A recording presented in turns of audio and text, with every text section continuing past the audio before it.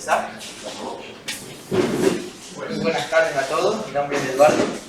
Vamos a empezar con la clase magistral. ¿Sí? Primero agradecer a Eduardo Caroso y a Cecilia Rosa por la invitación.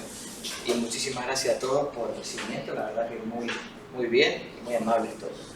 Si quieren, como somos un grupo chico, podemos hacerlo un poco interactivo, sin problemas. Yo traje acá una serie de presentaciones y un temario, pero cualquier duda, pregunta que tengan, lo podemos hacer. Somos un grupo chiquitito, así que no hay problema. Un poco la idea de la charla, la dividí en cuatro grandes áreas. Primero para nivelar, porque hay gente de todo tipo de edades, conocimientos, ¿no? Un poco de conceptos y definiciones básicas. Después hablamos un poquito del contexto internacional para situarnos cómo está la foto en materia de ciberseguridad a nivel mundial.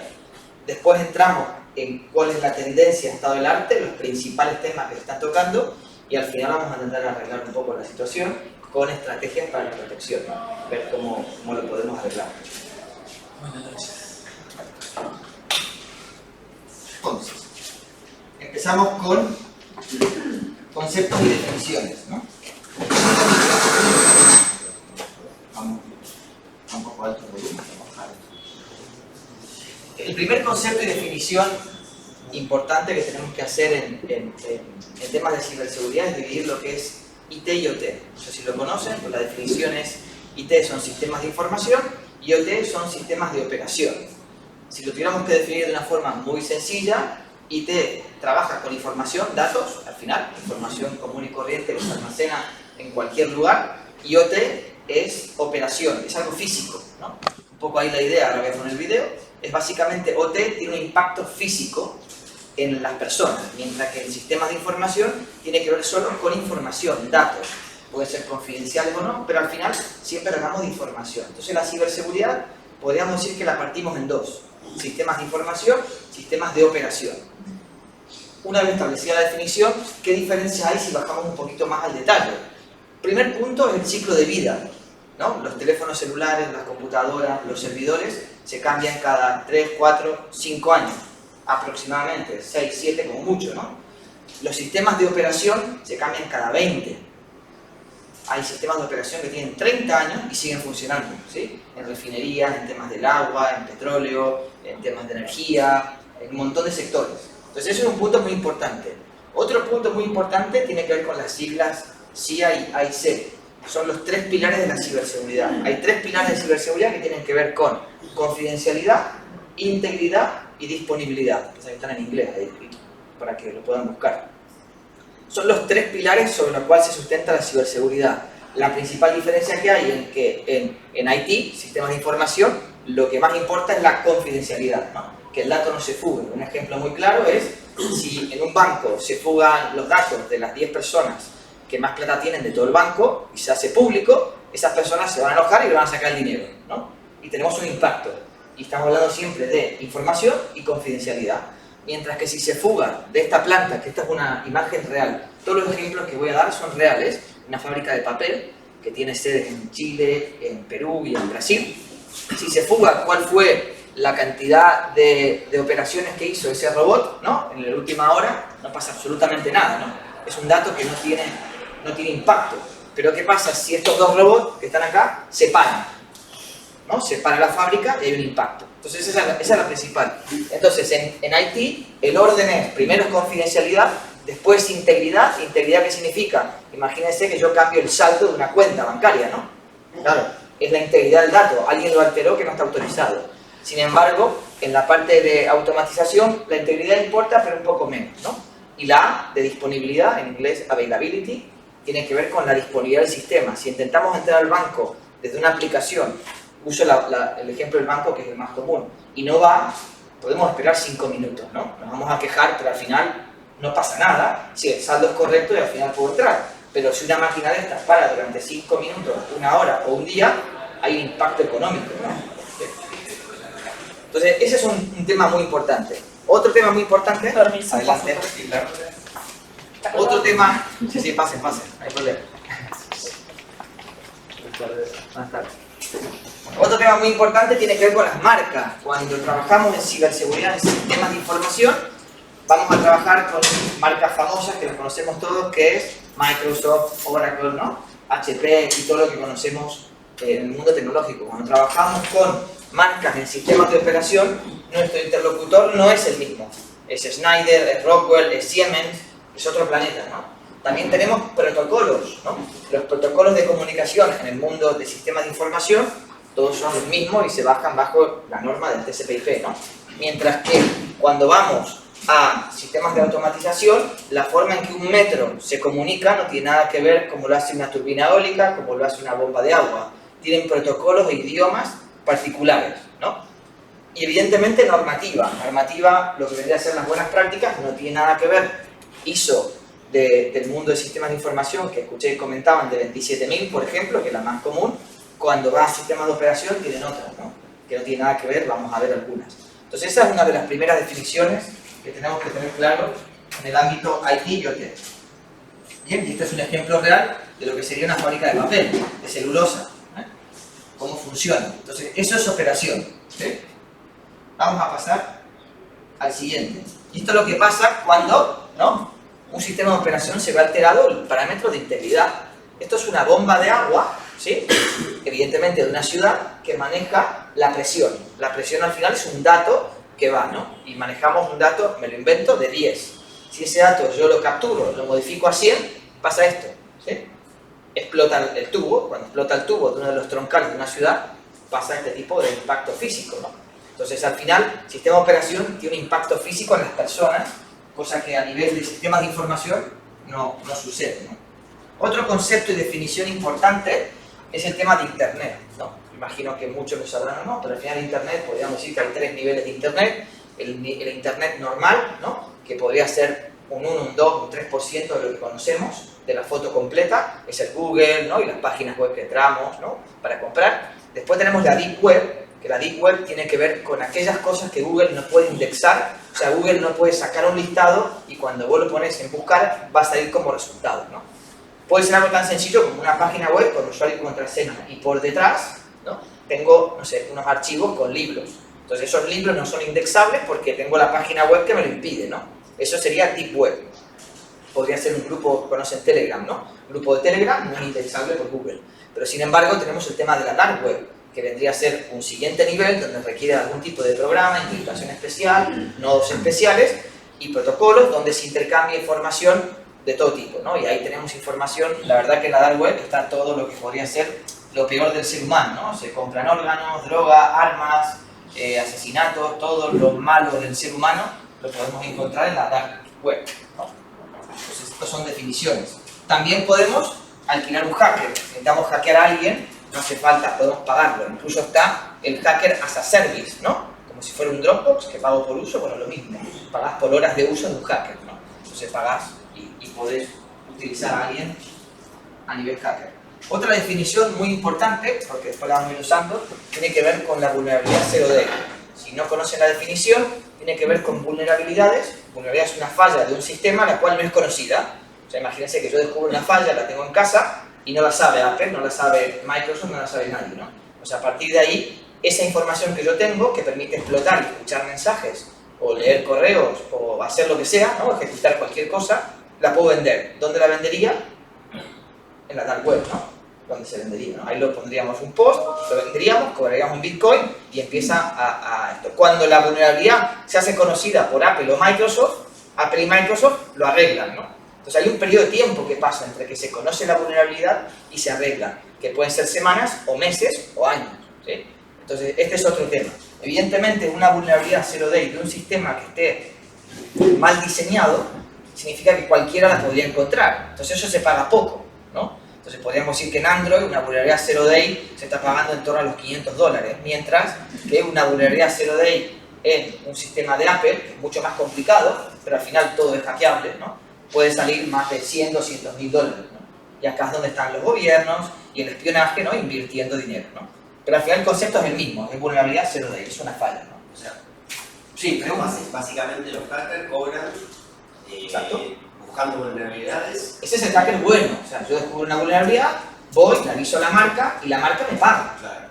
Si yo no quiero avisar a la marca, lo vendo en el mercado negro, evidentemente el mercado es más grande, ¿no? Claro, en el mercado negro están comprando los gobiernos. Y lo compran los gobiernos y yo también estoy comprando, no sé, otros hackers. Exacto. Ahora vamos a dar un ejemplo hipotético, ¿no? Imagínense que se licita, ya vamos a entrar al mundo comercial, ¿no? Se licita la construcción de un puente en Detroit. Me lo acabo de inventar, ¿eh? El puente de Detroit, me da igual. Pero vamos a hacer un puente, ¿no? La licitación sale por 400 millones de dólares. Ustedes son empresarios, ¿no? Y quieren participar en esa licitación, ¿no? ¿Estarían dispuestos a invertir 100, 200 mil euros en que te consigan la propuesta del adversario un día antes de presentarla? Sí, ¿no? Vamos a gastar 400 millones de dólares, no, va a gastar 100.000 euros, no pasa nada, ¿no? Bueno, ¿cómo se hace? No es muy ético. No es muy ético, pero sería viable, ¿no? Sería viable, ¿no? O sería pensable, ¿no? Bueno, ¿cómo hago? ¿No? Voy a la dark web, ¿no? Alquilo Hacker as a Service y le compro una vulnerabilidad 0-day, va al hotel donde está alojado el equipo de ingeniería haciendo la oferta de Detroit, ¿no? Entra a la computadora, saca el archivo y lo entrego. Totalmente viable. Hay hackers que lo que hacen es que buscan el 0-day y están armados, lo publican en un lugar, les pagan por su trabajo, cuando encuentre una vulnerabilidad al año, cobra 100.000, 150.000, 200.000 dólares, listo, está hecho. Para el siguiente puede buscar otra. En Apple, en sistemas robustos, si el sistema es débil y malo, lo encuentra cualquiera. Si lo encuentra cualquiera, ¿qué pasa? No vale nada. Como siempre, oferta y demanda, ¿no? Pero al final todo es hackeable, es un tema de recursos nada más. Si yo pongo 5 personas un año, me van a reventar. Sí, pero al final en eso consiste un poco la estrategia de defensa, ¿no? En hacerlo cada vez más difícil. Y hay, Sí, hay empresas de hackers, hablando del lado, que tengan un pool de hackers. Claro, entonces acá entra el pool de hackers bueno, Sí, que sí. lo que harían es al banco te digo la falla, te doy la falla y lo arreglas y tenés como todo, el famoso Black Ops, ¿no? O sea, un pool de hackers que trabajan para este que quiere ganar el concurso de 400 millones de dólares, que no es muy ético, exacto. Pues hay dos mundos, como todo. Es la ciberdelincuencia y el cibercrimen, ¿no? Lo que pasa es que el mundo oscuro paga mejor. Exactamente, el mundo oscuro para muchísimo menos. Siempre. Muchísimo más. Como todo en esta vida, ¿no? Pero tiene un riesgo asociado. Después tenemos este problema, ¿no? Acá tenemos la nueva versión de Apple, ¿no? Bueno, esto lo que pasa es que tenemos mucha urgencia por sacar cosas y es importante esta definición que es la inseguridad por diseño. Pase, no hay problema. Perdón. Todo el mundo sabe que llegó tarde, no pasa nada.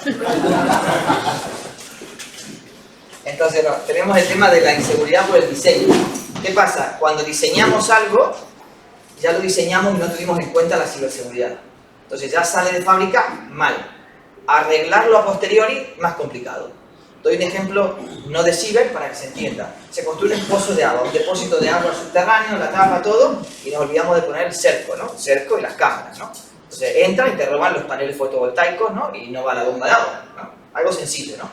Claro, si no lo hacemos sobre el diseño, tenemos que hacerlo posterior, ¿qué pasa? Tenemos que poner seguridad 24/7, 3 personas rodeando, llamar urgente que pongan el cerco, ¿no? Y reponer los paneles.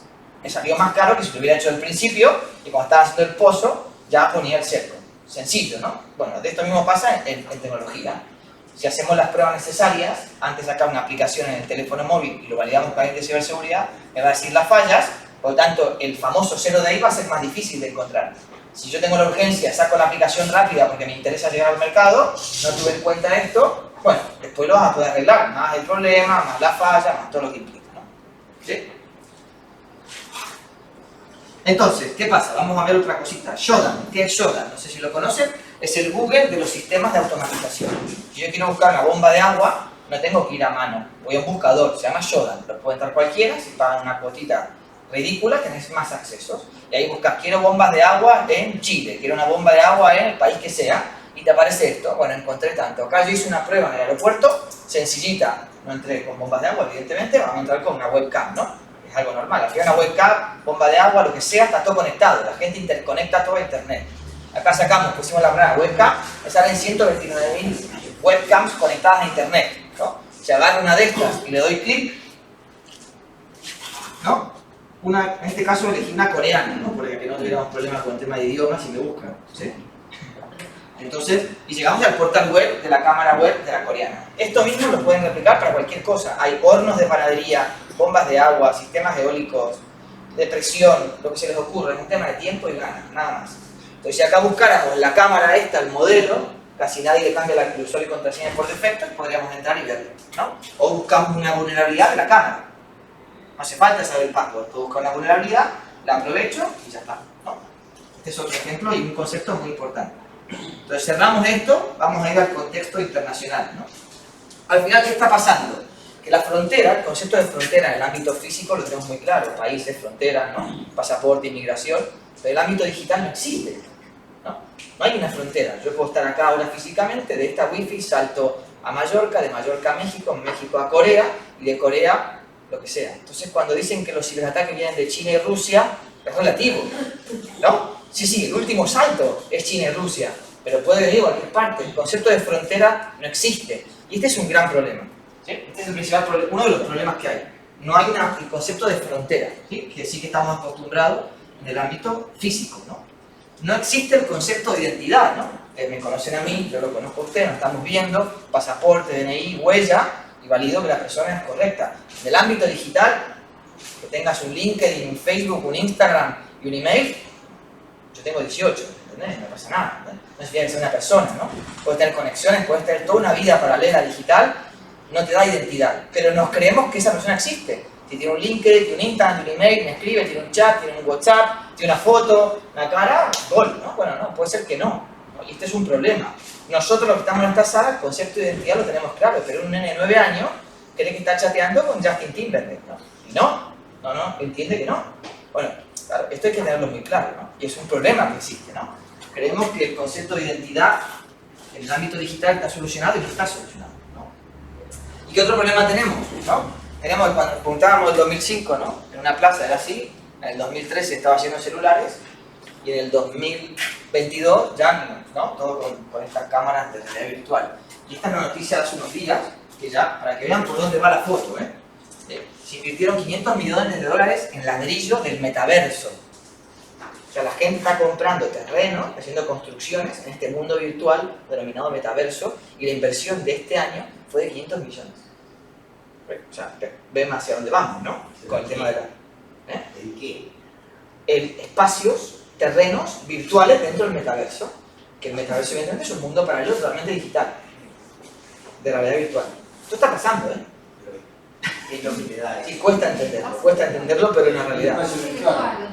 Te da un derecho en un espacio virtual, donde vos te pones los anteojos y entras, estoy acá en este terreno, bueno, ese pedazo es mío, si lo queréis lo comprás, y querés construís. Evidentemente es una casa virtual. Son empresas que venden ese servicio. Claro. Es como que te vendieran lo mismo que vendían un caso en la luna, más o menos. Es un juego, ¿sí? Sí, es un juego. Pero que está moviendo 500 millones de dólares, ¿eh? O sea que claramente hay un tema. Entonces lo que quiero mostrar con esto es que nos estamos digitalizando, ¿no? Hasta la situación más absurda que estamos gastando 500 millones de dólares en casas virtuales. ¿Ok? Veamos por dónde va la foto. Después tenemos cosas graciosas y ridículas, ¿no? Que un test de embarazo se conecta a Twitter de forma automática. Entonces, ¿no? Cuando haces el test, automáticamente le informas a tus amigos. Después tenemos más cosas ridículas, como este lo busqué, este es nuevo, ¿eh? Esto es el Kerastase Hair Coach. Esto es un peine que tiene acelerómetro, giroscopio, tiene micrófono, sensores de conductividad, células de carga triaxiales y vibración. La gente está comprando esto, entonces cuando te peinas, te mide la presión, la zona, te dice todo, te hace un mapa de calor, te dice cómo lo hiciste. ¿Qué son las células de carga triaxial? No tengo ni idea. Pensé en poner la descripción, pero dije, creo que es demasiado, pero sí. Esto es lo último en peine. Si vos le querés regalar un peine, le das esto y demás. Que mi esposa no se entere. Entonces, ¿qué provoca toda esta digitalización? Acá hay un ejemplo, el concepto de Smart Metering, ¿no? Ustedes saben que antes se leía el agua o el gas una vez cada 3 meses, hacían estimados, hacían la factura, lo típico. Ahora no, tenemos el sensor que cada minuto está mandando la señal. ¿Qué pasa? Que como manda cada minuto la señal, podemos saber la vida entera de una persona, ¿no? Porque al final el refrigerador, la heladera, tiene un comportamiento eléctrico, ¿no? La washing machine, la tostadora, todo. Puedes saber cuándo desayunas, si duerme esta tarde, no, toda la vida puedes saber simplemente con mediciones eléctricas que vas sacando.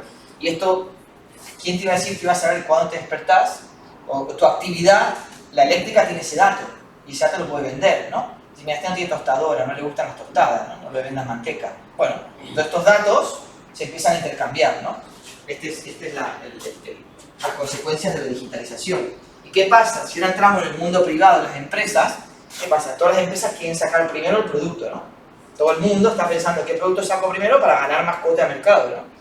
Y cualquier tecnología que nos sea útil Para lograr ese objetivo nos viene bien. Entonces cualquier tecnología que viene, tal como viene, la adoptamos y la sacamos al mercado, ¿no? Y con lo que ya les conté, están viendo cuál es el problema, ¿no? Sacamos un coche eléctrico rápido, el último, ¿no? Lo saco, ¿qué pasó? No revisó la ciberseguridad, fallas, 0 day, ¿no? Y empiezan a haber accidentes que nadie entiende por qué, ¿no? Entonces empiecen a pensar todas las consecuencias que esto trae. Yo hace años estuve en una reunión donde se decía que hay accidentes de tráfico que no se entienden por qué. Bueno, ¿qué eran? No, eran un coche inteligente. Bueno, y estaciona así. Y como estaciona también puede girar a la derecha a 120 por hora en una curva, ¿no? Claro. ¿Y cómo demostrás? Andá a ser un forense. No, es que no guarda ningún registro, no guarda datos. Bueno, claro. Es que sacamos un coche inteligente, cuando recibe una orden que no sea suya, no queda registrado, ¿no? Esto es como hacer una casa sin cámaras y te están robando. Tío, te están robando, pero ¿sabes quién? No vas a saber nunca. Si no tenés registro de lo que pasa, nunca vas a entender por qué las cosas. Ahora es un poco tarde, ¿no? O traer los 500.000 autos, los modificamos y los volvemos a lanzar. Claro, esto es lo que pasa, ¿no? Y empiezan a extrapolarlo a todo, ¿eh? Hay incluso cosas ridículas como que el horno se conecta a internet, te lo hackean, te lo ponen a 300 grados, te dicen que si no pagas, apaga la luz, porque el horno va a estar a 300 grados todo el día. Bueno, ¿para qué queremos el horno en internet, no? Esa es la pregunta, pero bueno, gente que lo quiera. Bueno, entonces empiecen a ver la implicancia de digitalizar todo, ¿no? ¿Y qué pasa? Y ya, si le metemos a este cóctel que acabo de contar, el 5G, bueno, imagínense, el 5G trae lo que se llama latencias muy chiquititas, o sea, vos vas a poder estar prácticamente manejando un taxi desde la India y el taxi con un todo remoto va a girar, va a hacer todo lo que vos quieras, ¿no? El 5G va a permitir hacer una cirugía de un médico que esté en un país, en otros países remotamente, sin estar físicamente ahí. El 5G va a traer otra macro revolución, ¿no? Cuando esté adoptado. Entonces, ¿qué pasa? Lo vamos a meter y va a pasar lo mismo de siempre. Hace 20 años que pasa lo mismo, ¿no? No tenemos en cuenta el tema de ciberseguridad. Una cosita ahí. Sí. ¿El 5G lo tenemos que pensar como IT o como OT? Bueno, ahí es donde es una buena pregunta. Me hago hace 6 meses. Sí. Ahí podés... Está el concepto de IoT, ¿no? Y el Industrial IoT. Ahí entramos en definiciones que son un poquito ambiguas. Yo creo que estaría más en el ámbito de IoT, que es Internet de las Cosas. Cuando vos conectás una cosa a Internet, la definición es que es Internet de las Cosas. Pero de tu primer pago... Yo lo metería, OT, si por ejemplo hablamos del ámbito salud, vos me decís, no, 5G conectado a los hospitales para que operen, es OT. Es OT. Es OT. Si es 5G para que el auto transmita todos los parámetros a una base de datos, es IT. Al final podés partirlo todo entre IT y OT, ¿eh? Pasa que hay algunas que están en el medio, pero bueno, y esas le llaman IoT. Y después hay otra definición que se llaman Industrial IoT. Bueno, y para definiciones hay muchos teóricos que escriben mucho. Pero sí, ahí. Después, si a esto le agregamos el tema del COVID. ¿El COVID qué provocó? Que todo el mundo teletrabaje. Evidentemente hay dos realidades del teletrabajo, ¿no? Algunos lo están disfrutando más que otros, pero al final el COVID trajo el teletrabajo. Y el teletrabajo que implica más conectividad, ¿no? Más dependencia de la tecnología, ¿no? Si algo le faltaba a la fiesta esta, es poder pagar sin que quede rastro. Bienvenido el Bitcoin, ¿no? Pues ahora puedo pagar sin hacer transferencias, ¿no? Con monedas virtuales, sin registro ni nada, y es inmediato. No sé si alguna vez alguien hizo algo con Bitcoin, pero es en el acto. Yo puedo pagarle ahora a un coreano en un segundo.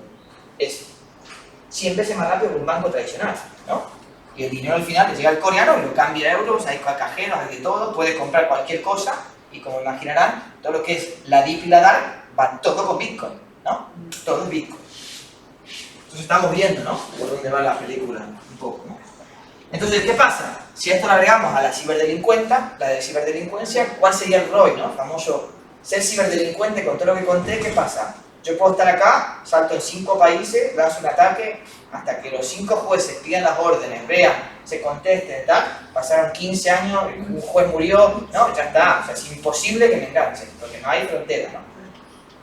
Y después tengo herramientas, con el Tor me conecto a la DIP, las VPN me permiten puentear, todo el mundo habrá hecho VPN, ¿no? Una conexión para ver el Netflix de Estados Unidos, ¿no? Bueno, lo mismo, pero en lugar de ver el Netflix puedo hacer cualquier otra cosa. Tengo emails que son temporales, que me duran minutos, segundos, ¿no? Lo que sea, que no tienen registro de nada, vos pagás para eso, entonces puedes mandar un email y hacer registro.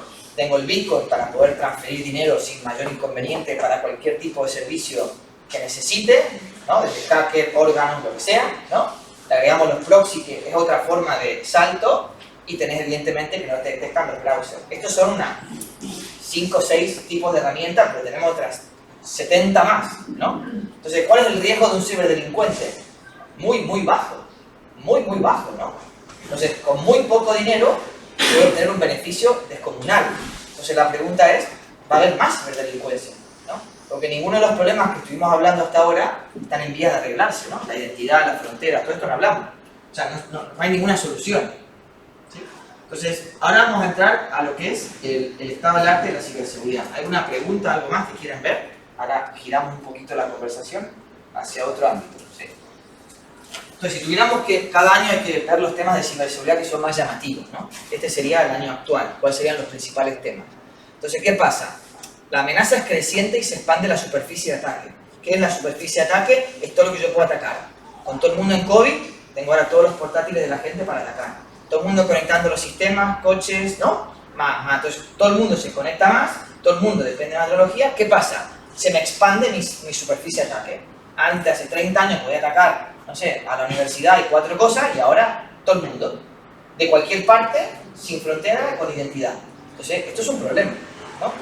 Entonces, ¿qué pasa? Hay un impacto en el trabajo remoto, ¿no? Hay una carencia, todo el mundo se puede trabajar de forma remota sin tener una estrategia de ciberseguridad para el acceso remoto. Nos fuimos todos y después empezamos a pensar cómo lo arreglamos, ¿no?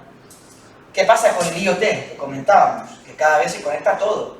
Yo di los ejemplos más graciosos de la charla, pero hay muchos otros ejemplos muy útiles, ¿no? Sensores de temperatura, todos los temas de sensórica de los coches, al final todo necesita internet para obtener un dato. Y esos datos son buenos porque nos permiten hacer un montón de cosas positivas. Pero al final, ¿qué son? Millones de dispositivos que se conectan, ¿no? Entonces se estima que van a haber 64 billones de dispositivos para el 2026. Imagínense, ¿no?, la superficie de ataque que estamos hablando. Han habido ya ataques en el cual una persona infectó un par de millones o billones de estos dispositivos chiquititos, sensores, y les hizo que todos mandaran una petición a un lugar específico. Evidentemente reventó todo, ¿no?, como puedo imaginar. Entonces puso a comandar todos estos dispositivos IoT bajo su decisión, ¿no? Con 64 billones y un Shoal de por medio, cualquiera, ¿no? Y como vemos, no es tan difícil, ¿no? Porque el ejemplo que yo di de Shoal lo puede hacer cualquiera de esta sala, ¿no? O sea, cualquiera que sepa escribir, más o menos, 9 años ya puede hacer esto. O sea, que es algo muy sencillo, ¿no? Entonces, la complejidad baja, ¿no? Y después, ¿qué pasa? ¿No? El cloud. Todo el mundo está yendo al cloud. No hay nadie que no esté en el cloud, ¿no? Yo me acuerdo que con mis amigos debatíamos hace 10 años cuándo íbamos a ir al cloud, o si iban a ir al cloud. Le digo, no, la pregunta no es si vas a ir o no, vos vas a ir, lo único que vas a poder decidir cuándo, ¿no? Lo voy a retrasar un poco, más o menos, pero al final todo el mundo va a ir, si no va a ir a patadas, pero te va a llevar al cloud, ¿no? No hay duda, ¿no? Porque el amigo de Microsoft conoce al CEO del banco y le dice, ¿por qué no estamos en el cloud? Todos mis amigos están en el cloud, entonces está suficiente, ¿no? Y todo el mundo va al cloud. Entonces, ¿ahora qué pasa? ¿Cuál es el arma por excelencia? Sí. Mira, pero ¿puedo volver atrás? Sí, claro. No, una cosa, eso que dijiste cloud está bueno porque lo que venden cloud Te venden las ventajas. se pasó una nube y le dije, no, pero fíjate que es mucho más económico, mucho más eficiente las medidas de seguridad que vamos a tener nosotros, nuestros granjas, no sé, de servidores, que la que podés tener vos en un centro común. O sea, el cloud te abre dos temas, ¿no? Sí. Que si atacan eso, atacan una cantidad de un repositorio de datos gigantesco, ¿sí? Sí. Pero a su vez, el que tenga su centro de cómputos también va a tener que tener una seguridad adecuada a cada vez amenazas Exacto. Entonces, más altas. el cloud lo que tiene es, primero, tenés un problema de dependencia del proveedor. Vos ponés todos los huevos en la misma canasta, ¿no? Que se dice el dicho, y eso, bueno, puede ser. Pero al final, todo riesgo se puede disminuir o poner una contramedida.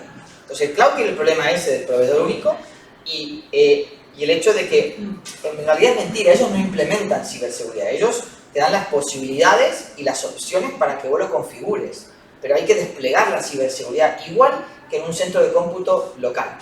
Es verdad que tiene muchas ventajas, yo eso no lo dudo. Pero como todo tiene ventajas, si ignoramos la ciberseguridad puede ser un problema. Entonces yo diría, ¿hay que ir al cloud? Sí, vamos al cloud. De la mano con Don Ciberseguridad.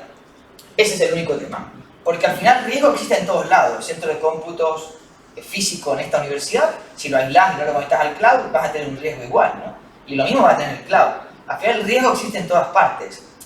La clave está, y un poco la estrategia que va al final, es entender dónde está ese riesgo. No todos los riesgos son iguales, no todos los impactos son iguales, y qué hago yo para disminuirlo. Porque hacer no voy a llegar, pero lo puedo disminuir. Si disminuyo el riesgo del cloud aplicando unas medidas extras, configurando, no sé, doble factor, un montón de opciones que hay por ahí, me baja ese riesgo. Si me baja el riesgo, genial el cloud. Lo que es mentira es que por hecho de entrar al cloud es seguro. Esa es mentira, eso es mentira. No hay nada seguro. Al final, lo que estamos viendo todo es hackeable.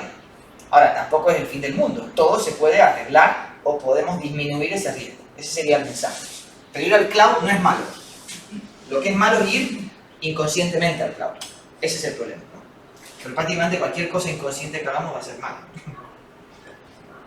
Entonces, ¿cuál es el arma, no? Que en realidad este famoso ransomware, ¿no? ¿Saben lo que es? El secuestro digital de la información. En realidad esto se arregló hace 30 años con un backup, ¿no? Pero bueno, seguimos sin hacerlo bien.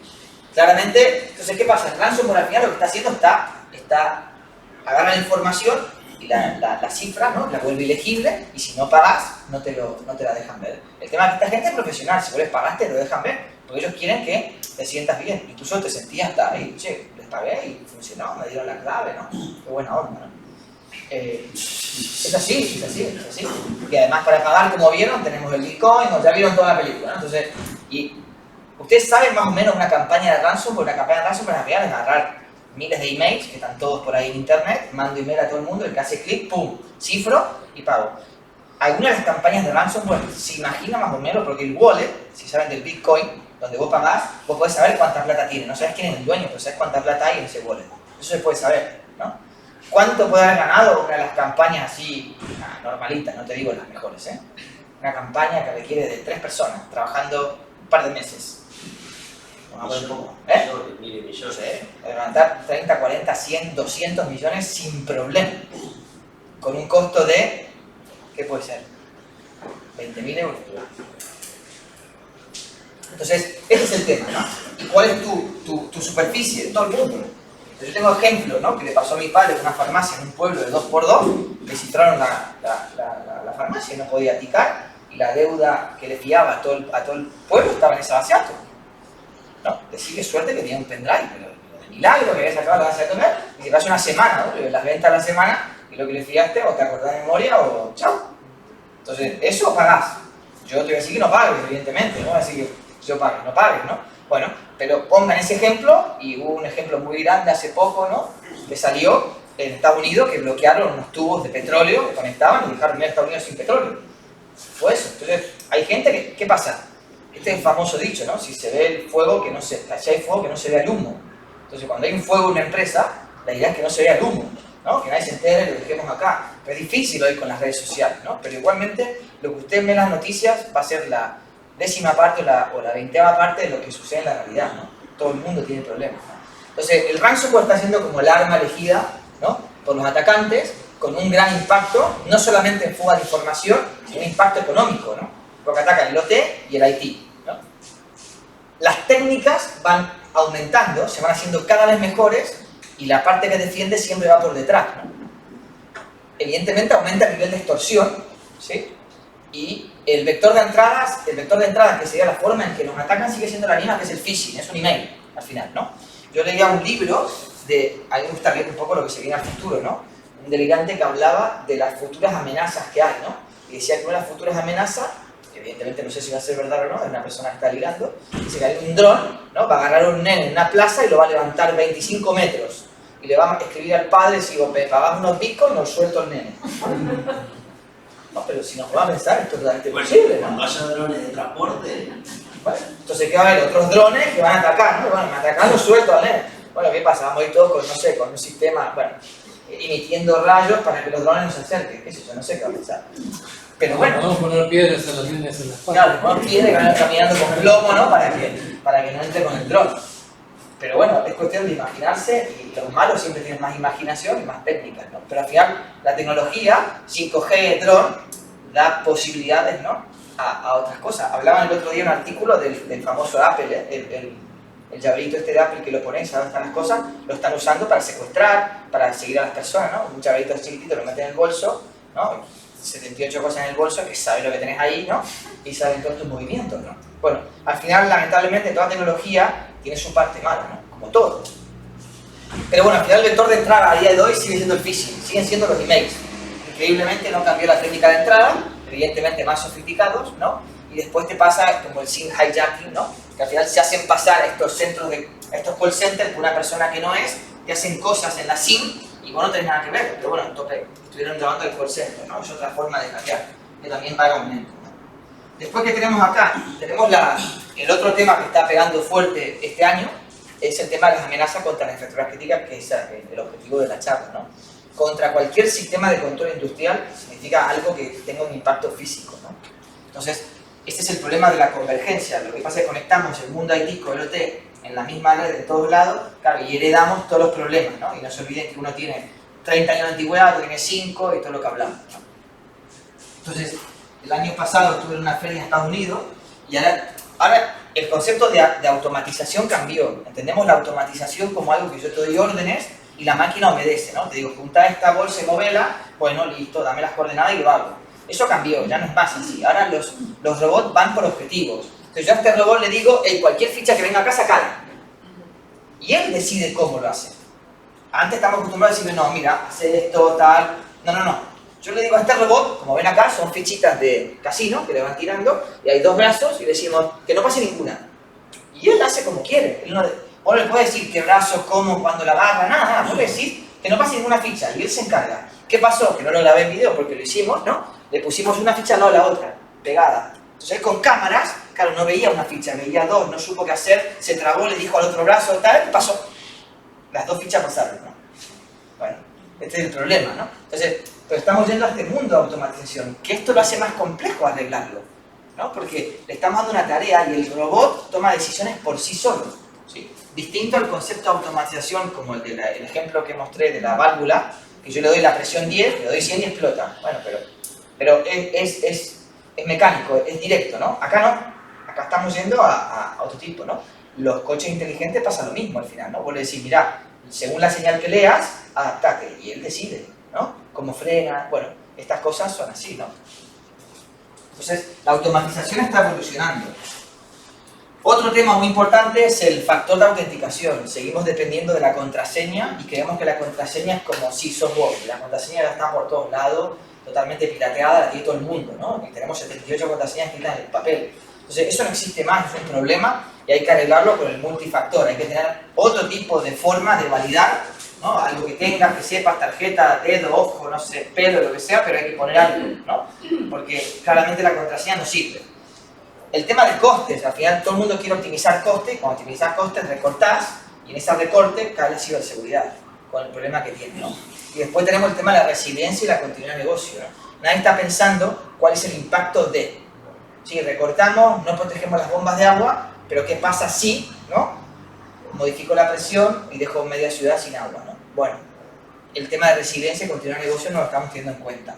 Entonces, estos son los principales temas del año. Entonces vamos a empezar a hablar un poquito el tema, ¿no? Porque estuvimos ya asustando suficiente, yo creo, ¿no?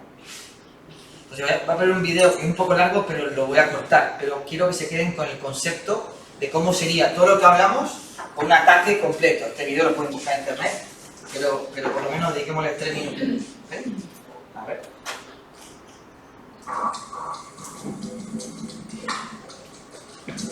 Se ve más o menos, ¿sí? These guys are good. Let's get to work. A little startup with a great idea. Get target. A ProMass. Offices in 12 countries, 5,000 staff. You'd think they'd be secure, wouldn't you? Make some noise. Acá hace ruido, ¿sí? Molesta. A decoy breach to hide what they're really after. Confidential information hidden in the depths of the system. Viernes, a las 5 de la tarde. Still here. The computer's crashed. On the truck. See you Monday. Suckers. Right now, the chances are someone, somewhere, is attacking you. And you don't even know it. Okay, chaps, we're in. I bet you're wondering how they got this far. Claro, todos los ataques tienen meses de preparación, ¿eh? Tengamos siempre esto en cuenta, no se hacen 2 días. Y esto es lo que pasa. Esto es real. Give us a smile. Lovely.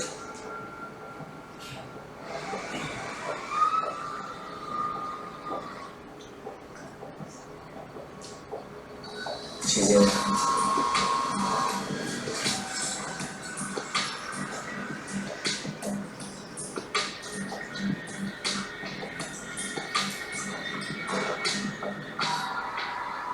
Un ataque físico-ciber, ¿no? Que es la combinación de algo sencillo físico con algo ciber. Sensitive passwords and system details from a keystroke logger hidden under a desk for 6 months. You got it? Easy. These guys, they know it all. Except, a few weeks earlier, a Probass were hit by a smaller breach. It made the walls stop.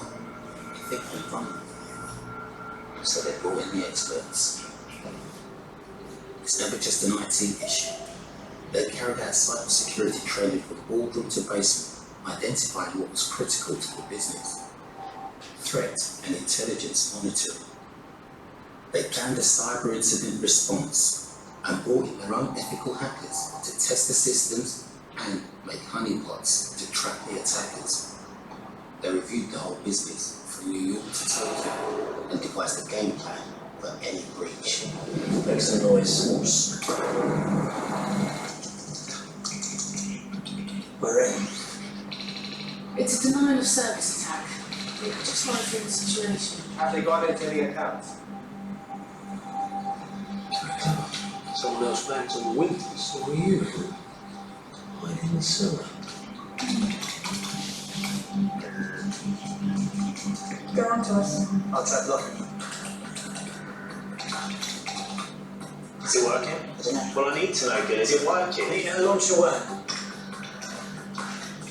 These guys are good, they're really good.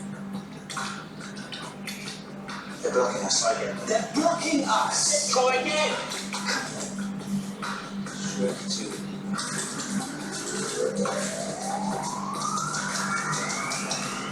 Gotcha.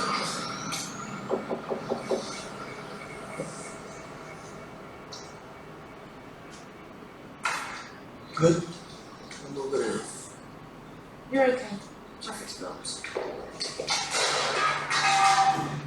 You could win, but there's always a next time. Who's next? Kobashi Tech. Criminals just get smarter, You ever got for the smoke screen? Take your pick. and they're everywhere. A breach will happen, and when it does, will you be ready? El que quiera ver un poco más, se puede conectar en la serie Mr. Robot. Les voy a contar un ejemplo real que nos pasó, ¿no? Si ven la serie Mr. Robot, es 100% real lo que pasa en el mundo, no está exagerado, no hay Hollywood, es real al 100%. Un ejemplo que nos pasó real en una organización fue se cayó el servidor de correo, ¿no? Que estaba interno, se cayó y se veía que el que había entrado había sido el administrador, había tocado algo y reventó todo el correo electrónico, ¿no? Entonces vino Recursos Humanos y lo quiso echar por el desastre que había hecho todo, y todo estaba clarísimo que había sido él. Y se nos dio la casualidad, dudábamos, porque una persona que no cuadraba el perfil, no nos cuadraba, ¿no? Investigamos, no nos cuadraba, pero era el usuario, password, él admitió, sí, soy el administrador, no sé, me había equivocado, yo entré ese día, hice algo, claro, se dedica a administrar el correo electrónico, ¿no? Y se nos dio por mirar las cámaras, el momento exacto de lo que sucedió. El tipo había entrado a una sala de reuniones con un lápiz y un papel, no llevó la compu. Su compu estaba en el escritorio y fue a tomar nota, suerte, con el lápiz. Entonces no podía ser él. Dije, no puede ser. La cámara lo vio entrar por el pasillo a la reunión y a media hora no estaba en su compu. Empezamos a tirar el hilo y le habían entrado en su compu un amigo que lo habían echado del área hace 2 meses. Resumí, 8 meses de investigación. Lo estuvimos a esto despedir, a un segundo despedir, ¿no? Nos dimos cuenta que había sido otro que habían despedido antes, que lo odiaba al amigo, cuando se fue de vacaciones le dio la contraseña, típico ayúdame, bueno, era anterior administrador de correo. No, esto es real, pasó. Entonces a veces, como ellos también combinan lo físico con lo ciber, nosotros también lo podemos hacer, ¿no? Y a veces no está de más echar una mirada a las cámaras porque te dicen, ¿no? Tuvimos un poco de suerte, pero funcionó. Entonces al final, vamos a proteger el tema. ¿Cómo se hace? Cualquier ciberataque, como vieron en el video, requiere de un proceso, ¿no? De investigación, analizar. Bueno, podríamos definirlo en varias partes, ¿no? Reconocimiento, ¿no? Hacemos el arma, extraemos la URL, bueno, cosas un poquito técnicas ahí. Pero al final, ¿cuál es la idea? Cortarlo.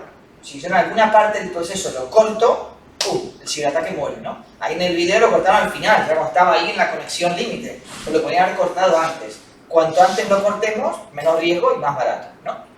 Entonces, lo que se llama un indicador de compromiso, es otra definición, para que lo sepan, es un indicador de compromiso es en la forma en que alguien ataca.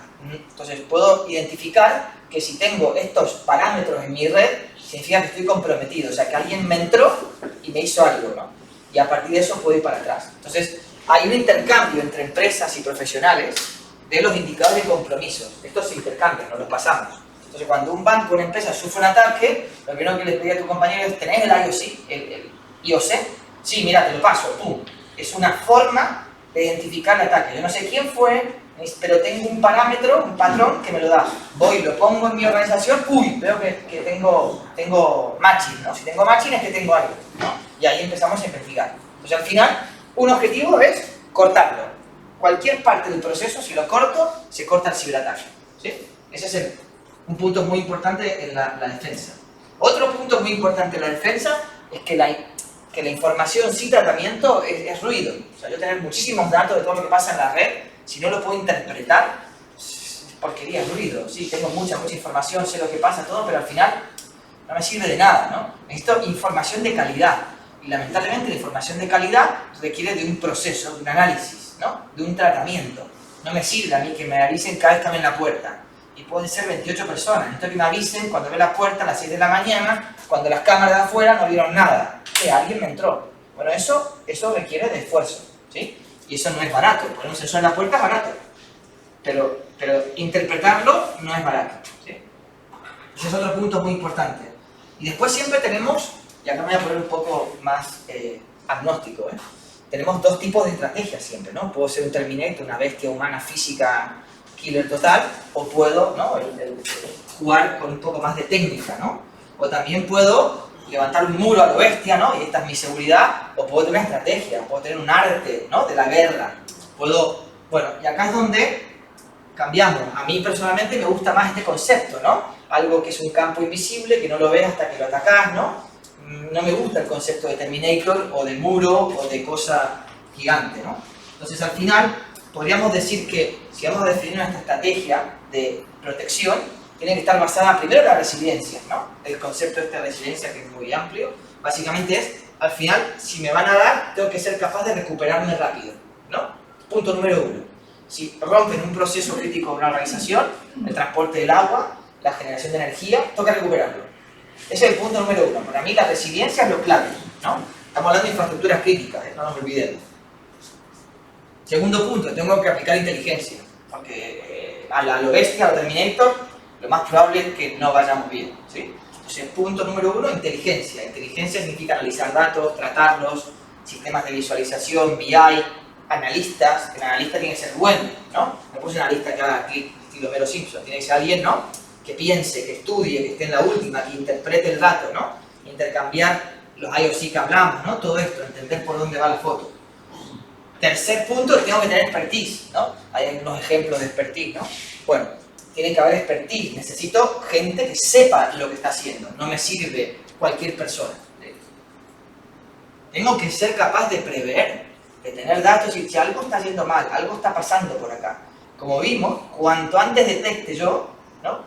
Más fácil va a ser pararlo. En el mundo físico sería, si detecto la rotura del cristal, sí, ya es evidentemente que me entraron, ¿no? Pero si veo que una persona pasa buscando piedra y siempre el mismo tipo con la piedra, sí, capaz que me está indicando algo, ¿no? Ese ejemplo tan sencillo que parece en el mundo físico, en el mundo ciber también se puede hacer. Pasa que no es tan fácil como el ejemplo que di. Que requiere de que, bueno, de técnica, de análisis, ¿no?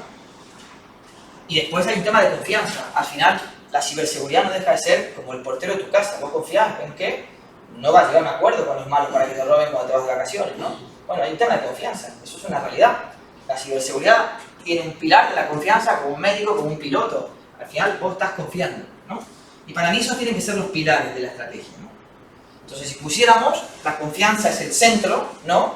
¿Cómo logramos esa confianza? Con resiliencia, inteligencia, previsión, tecnología, ¿no?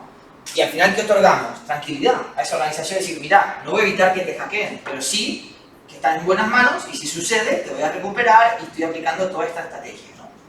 Entonces, este sería, de un punto de vista agnóstico, sin hablar de nada técnico, cómo deberíamos protegernos, ¿no? Entonces, ¿qué pasa? Volvemos a la infraestructura crítica, está lleno de estos dispositivos que son los sistemas escala, como se manejan las bombas, todo lo que hablamos, ¿no? Bombas de agua, siempre estoy hablando. Y los famosos PLC, ¿no? Los famosos PLC es el autómata, es el aparato que recibe 10 señales, hace un cálculo y emite una y abre una bomba de agua, enciende algo, mueve un robot, lo que sea. Estas tres son las normas que nos ayudan a saber cómo deberíamos arreglar la ciberseguridad en sistemas de control industrial. La NERC-SIG, el IEC y el NIST son las tres principales que podríamos aplicar, ¿no? Si las leemos, las estudiamos. A mí particularmente hay una que me gusta mucho, pero las tres son válidas, ¿no? Que básicamente, ¿por qué me gusta más esta? Porque es sencilla de entender.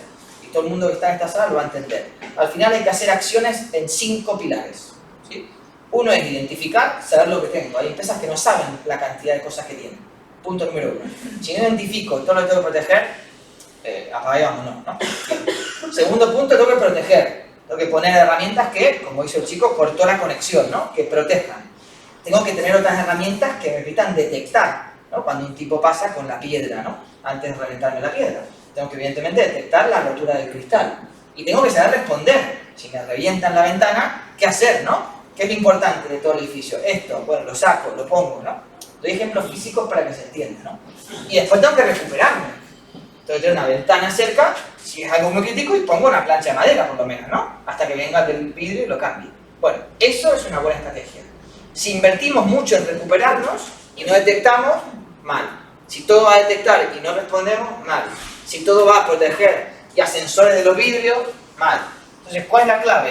El balance de estas 5 piezas, ¿no? ¿Qué pasa? Que estas 5 piezas en una empresa que tiene 28 millones de fábricas, con 7 tecnologías distintas, con tiempos de antigüedad, cada vez complicado. Complicado saber cuál es el balance. Si tuviéramos presupuesto infinito, ¿qué haríamos? Todo. ¿No? Está, ¿no? Poner todo, invertir en todo y ya está. Pero esa no es la realidad, ¿no? Entonces, bueno, acá es donde radica el tema. Acá les traigo ejemplos reales de cómo aplicamos tecnología o procesos para arreglar. Este es identificar en una fábrica con una tecnología en una empresa de agua, ¿sí? Entonces, esta es la maraña de red que vimos. Acá hay 3 niveles, y esto lo van a ver en las buenas prácticas, te marca que hay distintos niveles, ¿no? Nivel 1, 2, 3, 4, ves las interconexiones, ves cómo se comunican, ¿no? Este es el primer punto, bueno, hay que arreglar esto. Pero por lo menos ahora lo veo quién habla con quién. Si empiezo a ver que el de arriba está hablando con este PLC de acá, raro, ¿no?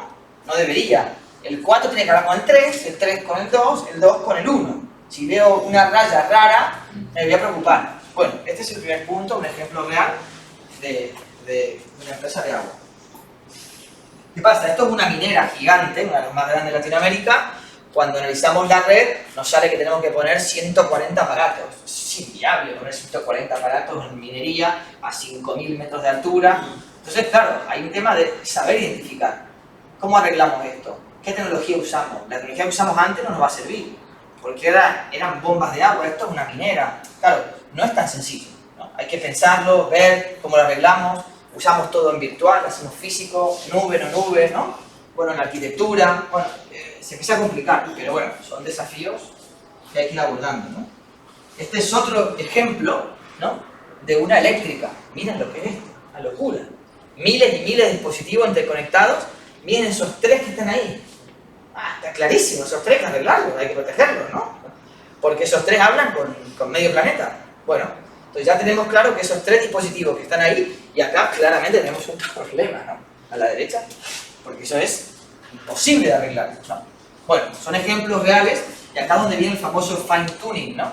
No es simplemente voy, enchufo la tecnología y me largo a las 2 semanas, sino hay que adaptarlo, mirarlo, dedicarle cariño y dejarlo fino. Esto sería dejarlo fino, esto sería dejarlo como bien, ¿no? Entonces, bueno, eso también requiere de esfuerzo. Estamos siempre en la etapa de identificación. Entonces, ¿qué pasa? De todo lo que vieron antes, lo empezamos a agrupar por grupos de activos. Mira, todo esto tiene que ver con la bomba de agua del norte, esto tiene que ver con la generación eléctrica del sur del país, esto tiene que ver con los molinos, esto tiene que ver con la no sé qué, y lo hacemos más sencillo, ¿sí? Terminamos en un escenario así, que a veces son meses de trabajo. Con esto ahora yo estoy viendo que esta comunicación que va para allá no es correcta, ¿sí? Bueno, eso es el famoso fine tuning, ¿no? Entonces agrupamos activos en zonas virtuales, ¿para qué? Para tener control y saber las comunicaciones, ¿sí? Y si de repente mezclo esto con países y veo que de Rusia me están entrando hasta el este, bueno, está más claro que el agua, ¿no? Pero bueno, esta es la forma de detectar, ¿no? Que primero tenemos que identificar. Fue un poco pasado de hora, pero bueno, 5 minutitos más. Después tenemos las zonas virtuales creadas por defecto, ¿no? Estas son las que vienen por defecto y nosotros tenemos que ir adaptándolas, ¿no? Esta es un ejemplo de una empresa de alimentación, ¿no? Cómo quedó bien organizado, ¿eh? Los activos, y así es mucho más sencillo de ver versus el anterior. Esa es la evolución, ¿no? Y acá podemos ver todos los nombres. Entonces generamos un montón de grupos, este tiene 21 activos, el otro tiene 24, ¿no? Para eso hay que entrevistar a la gente, entender cómo lo hacen, cuál es el proceso crítico de este almacenamiento logístico, de esta forma, lo otro. Bueno, este es el trabajo que hay que hacer. Esto es detectar, y acá les muestro un ejemplo. A ver, perdón, acá. No hay, bueno, esto se mueve en realidad. Bueno, no se mueve ahora, pero se debería mover. Básicamente, esto es un ejemplo. Acá estamos mezclando datos de múltiples fuentes, y esto es un dashboard hecho en BI, en Business Intelligence, con todo información de ciberseguridad de múltiples tecnologías, de múltiples plantas. Entonces yo con esto puedo mezclar, armo mi dashboard y detecto cosas raras, ¿sí? Esta es la aplicación del Big Data y el BI en entornos de ciberseguridad, ¿sí?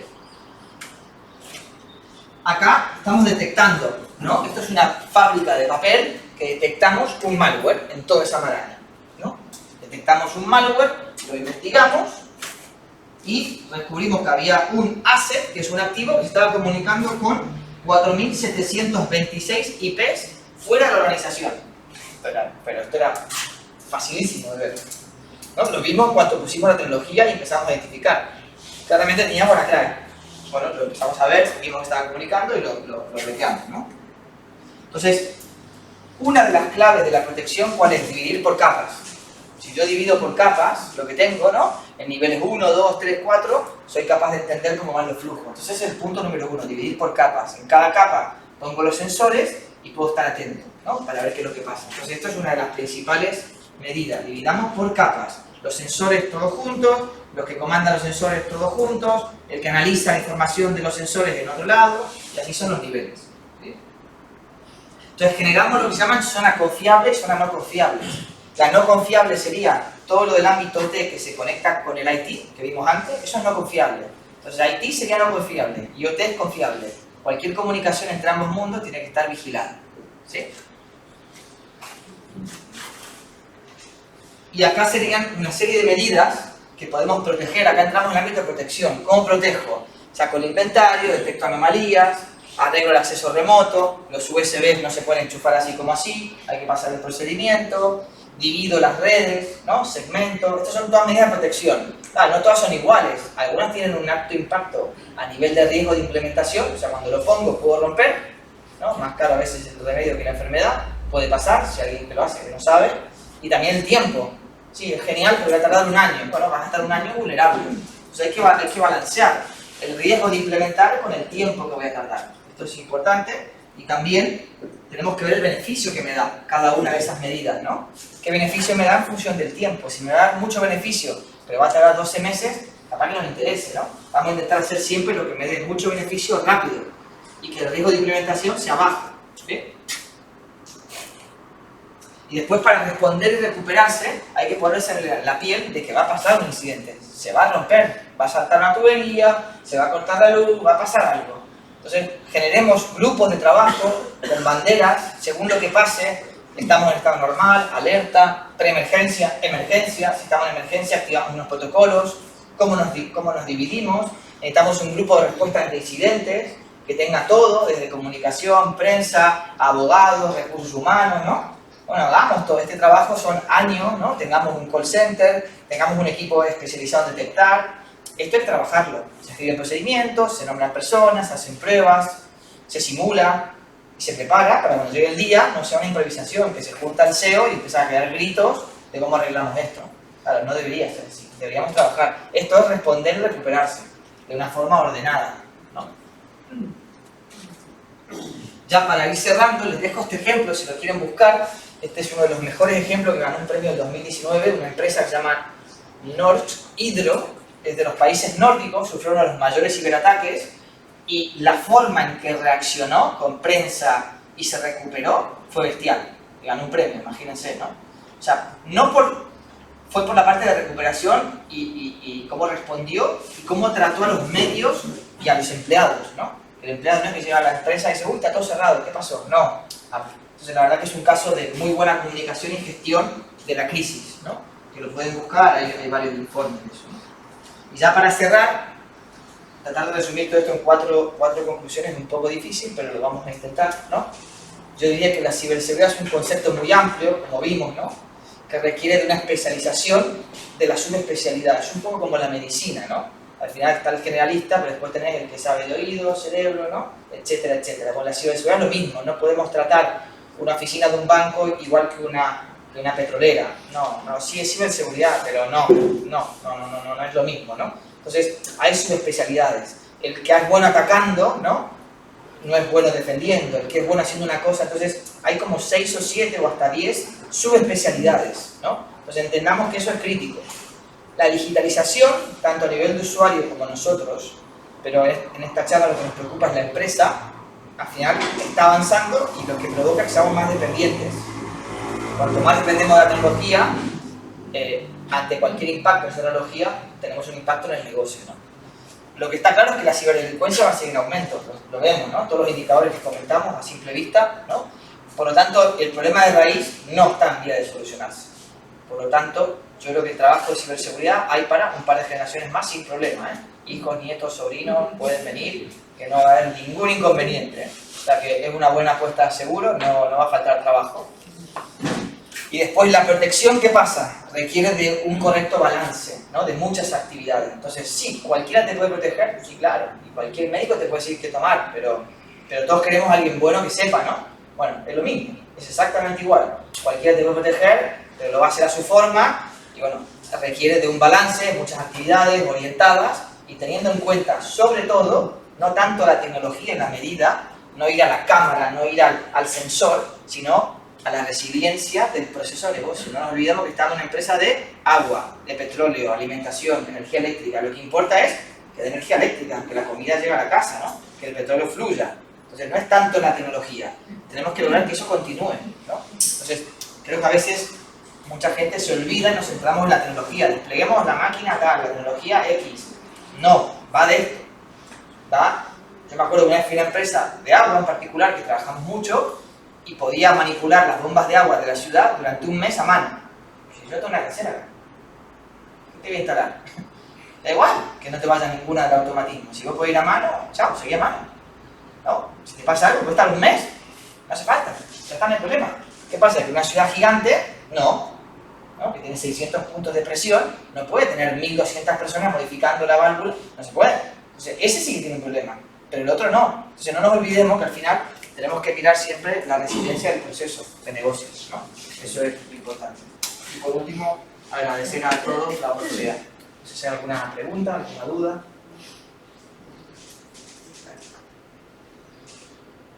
¿Nada? ¿Todo clarísimo? Muy bien. Muy bien, bueno, muchísimas gracias.